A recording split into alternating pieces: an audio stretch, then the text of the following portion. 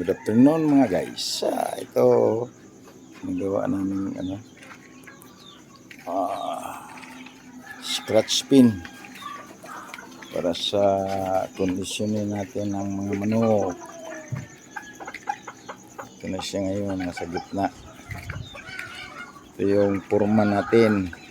Ayan o, yan ang purma natin ngayon. Kasi purman kayo video para sa YouTube. Naa ka sa YouTube, makita ka kasi nagtuo ka. Video ito, basi mo yung kakinsa na. Trabaho ka to, tanawa nga to, mo dagway ka para kuhan. Tingnan mo, luloy, para makita ka sa kuhan. Sabi na nasa ano ka na sa TV.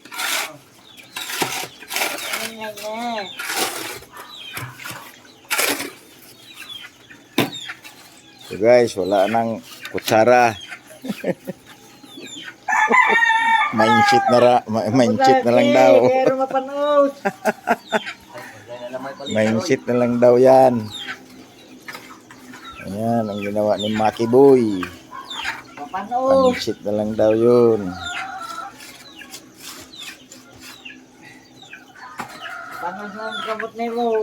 Ayan.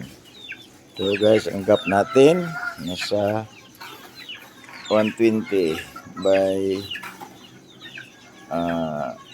110 ang gap ng mga ano nila. Ito pwede rin gamiting gamitin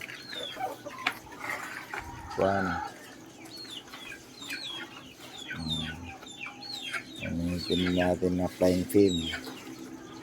Tingnan ka kung anong magawa sa iyong space kasi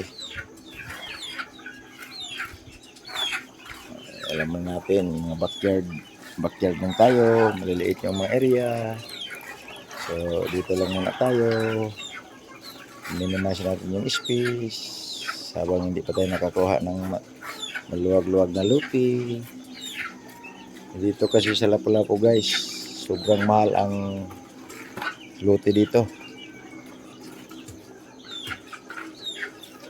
Yung beach lot ka nasa 40,000 per square meter.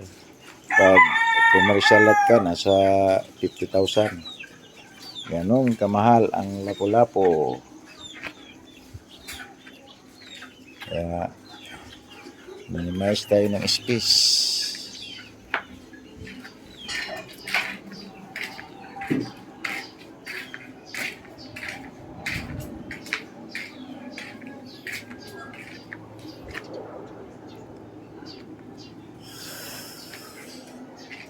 Okay guys, thank you.